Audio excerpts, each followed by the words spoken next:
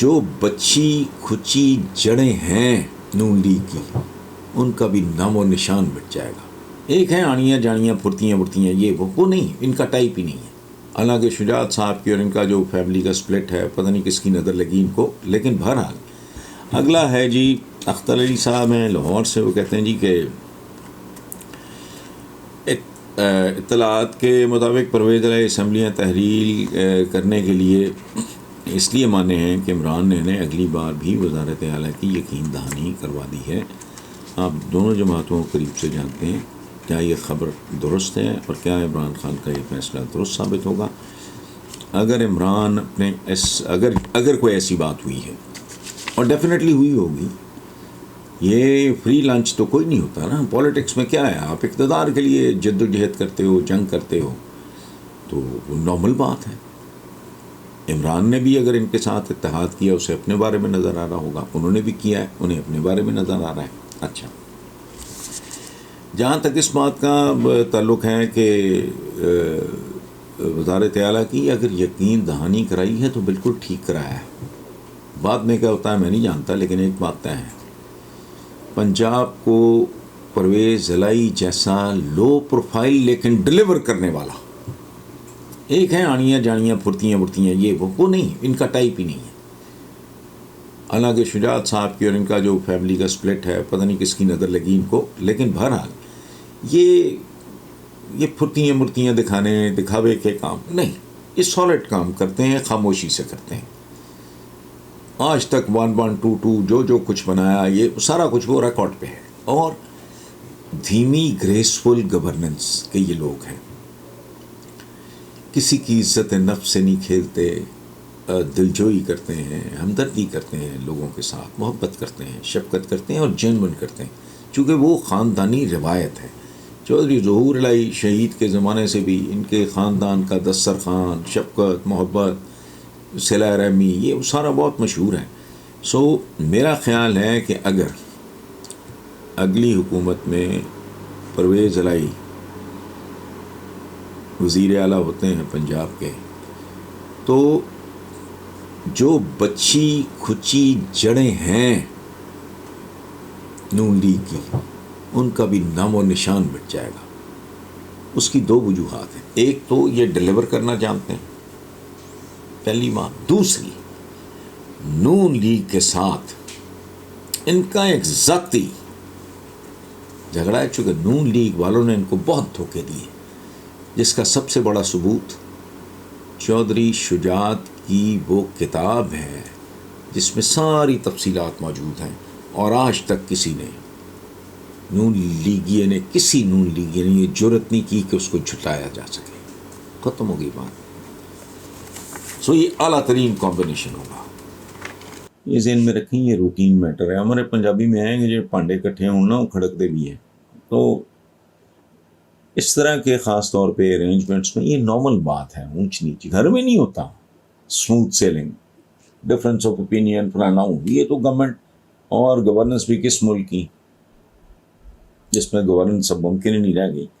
सो ये नॉर्मल बात है, इसमें कोई खबर नहीं। आपने भी यही कहा ना कि सुना है, तो मैंने तो नहीं सुना, लेकिन एक बात बिल्कुल फितरी है कि ये इस तरह के इस लेवल पे स्मूथ सेलिंग 100% नहीं होती। ये बड़े अजीबो गरीब तरह के मामला हैं, इसमें डिफरेंस ऑफ ओपिनियन बंदों पे, पोस्टिंग पे, फलाना पे, काम पे हो सकता है। लेकिन एक बात है बिल्कुल कि परफॉर्मेंस की जहाँ तक बात है, तो चौधरी परवेज़ इलाही का बतौर वज़ीर आला गुज़श्ता दौर इस बात का सबूत भी है, गवाह भी है कि वो गवर्नेंस के आर्ट और साइंस, चूँकि गवर्नेंस आर्ट भी है और साइंस भी, वो इन दोनों से बखूबी आगाह है।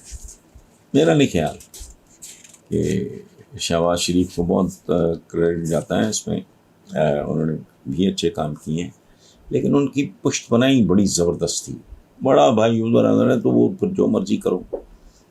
तो परवेज़ इलाही जैसे 5 साल पंजाब के सूबे में कम से कम मेरी होश पे, हाँ एक ज़माना था जब अमीर मोहम्मद ख़ान थे, उस ज़माने में बस्ता बे की बदमाशों को बड़ा चर्चा था, उन्होंने ऐसा सफाया किया जिसका हिसाब कोई नहीं। लेकिन गवर्नेंस के एतबार से पंजाब की जो निस्बतन जो ताज़ा तारीख है, मेरा नहीं ख्याल कि परवेज़ इलाही साहब जैसा डिलीवर करने वाला और खामोशी से अनअज्यूमिंग आदमी है वो डैश ड्रामा ये वो वगैरह उसमें बिलीव नहीं करते, सादा आदमी, लेकिन वो काम करने में बिलीव करते हैं और विजडम है उनके पास, रस्टिक विजडम जिसे कहते हैं, धरती की दानिश। खबर क्या है, काले रंग के शलवार कमीज और सर पे दुपट्टा लिए नामवर हॉलीवुड अदाकारा एंजेलिना जूली सैलाब ज़दगान की मदद के लिए पाकिस्तान पहुंच गई। ये वही एंजेलिना जूली हैं जिन्होंने 2010 में भी पाकिस्तान आकर सैलाब ज़दगान की इमदाद के लिए खतीर रकम पाकिस्तानी हुक्काम के हवाले की थी। और शायद ये वही हैं जिनका नहीं, वो टर्किश प्राइम मिनिस्टर की बेगम थी जिनका हार खानदानी साहब गद्दी नशीन साहब और वगैरह वगैरह को इस तरह के लोग ले उड़े थे। इस खबर पे